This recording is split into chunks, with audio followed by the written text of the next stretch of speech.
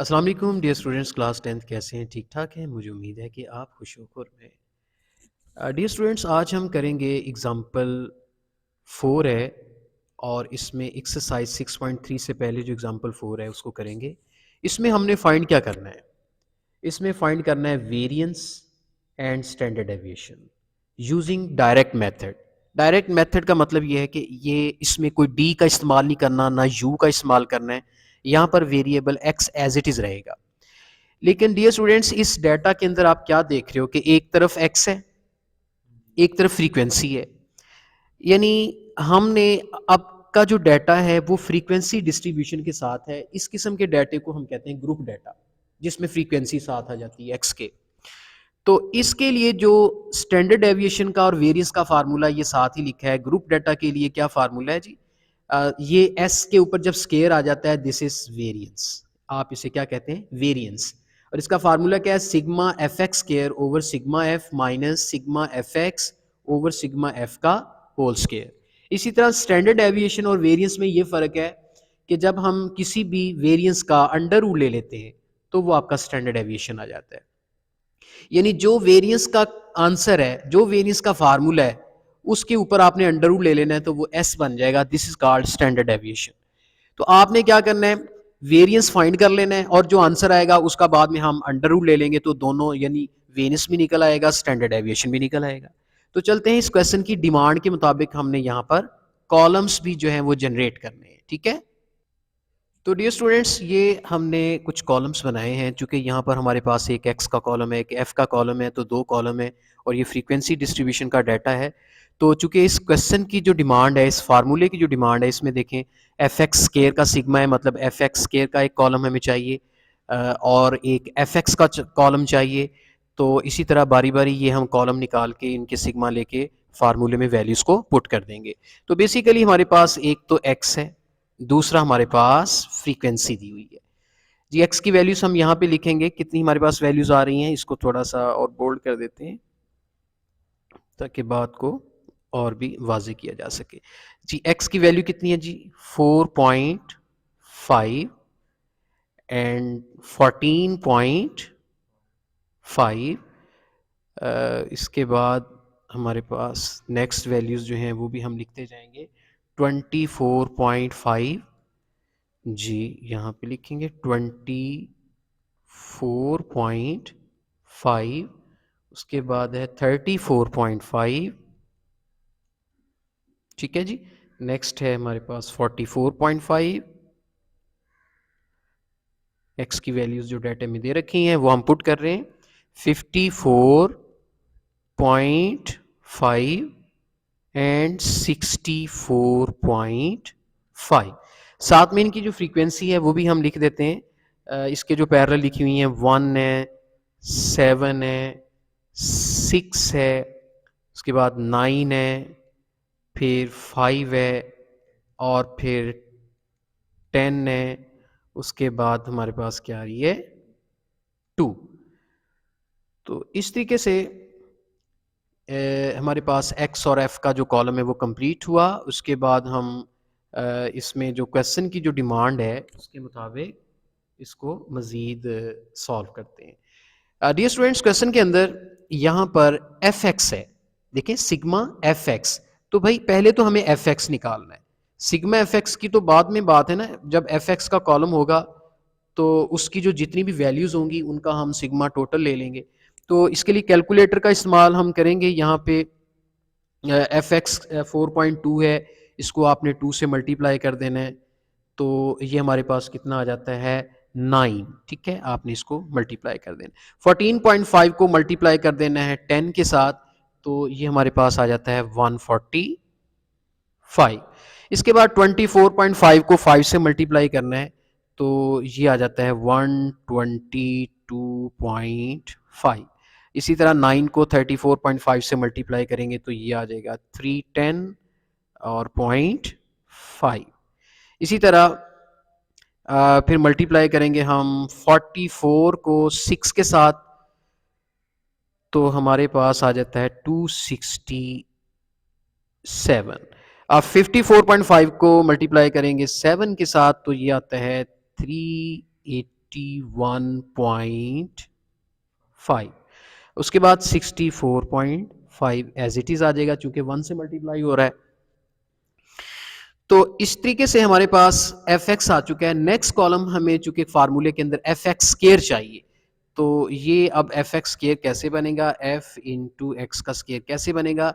आपने जो इस तरह करना है कि एफ एक्स का जो कॉलम है, आप देख रहे होगे यहाँ पे एफ एक्स का जो कॉलम है, उसको फिर एक्स से ही मल्टीप्लाई करना है। मतलब ये एफ एक्स का कॉलम देख रहे हैं आप, और इधर x का कॉलम है। आपने क्या करना है, इस एफ एक्स को फिर x के कॉलम से मल्टीप्लाई करना है। मतलब 4.5 को हम मल्टीप्लाई करेंगे 9 के साथ, फिर 14.5 को मल्टीप्लाई करेंगे इस 145 के साथ। तो जाहिर है आपको पता है जब एफ एक्स को मल्टीप्लाई करेंगे फिर x के साथ, तो ये क्या बन जाएगा आपका एफ एक्स स्क्वायर। तो इस तरीके से हमने यहाँ पर एक नया कॉलम जनरेट करना है एफ एक्स स्क्वायर जी। 4.5 को अब 9 से मल्टीप्लाई करेंगे, तो आप कैलकुलेटर का इस्तेमाल करें यहाँ पे, ये कितना आ जाएगा 40.5। इसी तरह 145 को 14.5 से मल्टीप्लाई करेंगे, तो ये आंसर आ जाएगा 21 जी 21 के बाद क्या आता है 0.2 और पॉइंट क्या आ जाएगा 5। तो यहाँ पे 0.5 आ जाएगा, चूंकि पॉइंट यहाँ लग गया। अब उसके बाद 122.5 को 24.5 से मल्टीप्लाई करेंगे, तो ये आ जाएगा 3001.25। इसी तरह 310.5 को 34.5 से मल्टीप्लाई करेंगे, तो ये आ जाएगा 107, और काफ़ी बड़ी अमाउंट आ रही है 12.5। बल्कि उसकी 25 भी हम यहाँ पे लिख सकते हैं, चूँकि यहाँ पे हमारे पास 25 आ रहा है 25 जी। उसके बाद क्या आ रहा है जी, फिर ये हमारे पास 267 है, इसको मल्टीप्लाई करेंगे 44.5 के साथ, तो ये हमारे पास क्या आएगा 1188 एंड 1.5। इसी तरीके से 381.5 को मल्टीप्लाई करेंगे 54.5 के साथ, तो ये आ जाएगा 2079 और 1 ये पॉइंट आ जाता है। उसके बाद 75 है, चलिए इसको अब बाहर लिख देते हैं क्योंकि स्पेस कम थी थोड़ी सी। उसके बाद हमारे पास 64.5 है, इधर भी 64.5 है, तो हम दोनों को मल्टीप्लाई करेंगे, तो ये हमारे पास आ जाएगा 4160.25। तो डियर स्टूडेंट्स, ये हैं हमारे कॉलम्स। यहाँ पर देखिए हमें सबसे पहले तो सिग्मा चाहिए, सिग्मा यहाँ पर चाहिए एफ एक्स, तो यहाँ पे सिग्मा एफ एक्स आ जाएगा। आपने सब एफ एक्स का टोटल कर देना है। एफ एक्स में कौन कौन सा है ये देखें, पहले 9 है, फिर उसके बाद 145 है, फिर 122.5 है, 310.5 है, सारी वैल्यूज़ आपने प्लस कर लेनी है। तो इसका सम कितना आ जाता है, आपने कैलकुलेटर से इसको कैलकुलेट किया है, तो ये आता है 1300। ठीक है, पूरा 1300 आता है। इसी तरह एफ एक्स स्क्वायर का जो टोटल है, ये एफ एक्स स्क्वायर की जो वैल्यूज़ आप देख रहे हैं जो अभी हमने कैलकुलेट की हैं, इनका सम करना है, तो ये आपका आ जाएगा सिग्मा, इसे कहते हैं सिग्मा एफ एक्स स्क्वायर। ये कितना आता है, इसका सम किया तो ये आ जाता है 52690। तो इस तरीके से हमारी सारी वैल्यूज आ चुकी हैं। अब हम फार्मूले की जानब बढ़ते हैं। फार्मूला हमारा क्या है जी, स्टैंडर्ड डेविएशन का फार्मूला यहाँ पे लिखते हैं साइड पे। सबसे पहले वेरिएंस निकालते हैं। वेरिएंस क्या होता है, this is the square of the standard deviation. तो इसका फार्मूला क्या है, sigma F x square over sigma F minus यहाँ पे आ जाएगा, अब नेक्स्ट है sigma F x over sigma F का होल स्क्वायर। अब यहाँ पर हमारे पास सिग्मा एफ एक्स स्क्वायर कितना है, ये भी तो मैंने निकाला है सिग्मा एफ एक्स स्क्वायर। ये वैल्यू यहाँ पे पुट कर देंगे, कितनी है ये 52690 डिवाइडेड बाय सिग्मा एफ। देखें एफ का भी यहाँ टोटल चाहिए हमें। ये जो एफ की वैल्यूज आप देख रहे हैं 6 है, 9 है, 5 है, तो ये हमारे पास 40 है, sigma F is equal to 40।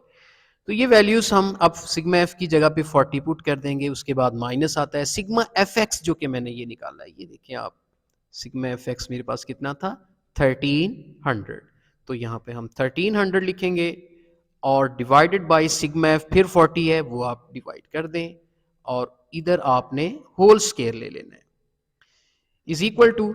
तो डियर स्टूडेंट्स हमने इस अमाउंट को अब डिवाइड करना है, ये वाली अमाउंट को 40 पे डिवाइड करेंगे तो हमारे पास कैलकुलेशन के बाद आता है, वो आपने कैलकुलेटर से कैलकुलेट करना है, ये आ जाता है 1317.25 माइनस, जब 1300 को जब 40 पे डिवाइड करेंगे तो आफ्टर कैलकुलेशन जो हमारे पास आंसर आता है वो है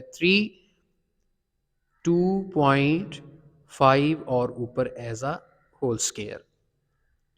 तो इस तरीके से इसको आपने इसको वैसे लिख देना है, इसका स्केयर लेके फिर इन दोनों को माइनस करके आपने यहाँ पे आंसर लिख देना है, तो ये तकरीबन 261 स्केयर ग्राम बन जाता है। तो ये आपका क्या आ गया, वेरिएंस। इसके बाद स्टैंडर्ड एविएशन है, स्टैंडर्ड एविएशन को कैसे सॉल्व करेंगे डियर स्टूडेंट्स, मैं पहले भी आपको बता चुका हूँ कि जो आपका आंसर वेरिएंस का आ चुका है, दिस इज एस स्केयर, और वो कितना आ चुका है 261।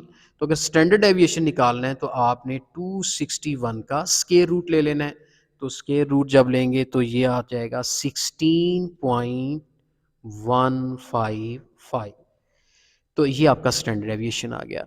और उससे पहले आपने क्या निकाला है, वेरिएंस।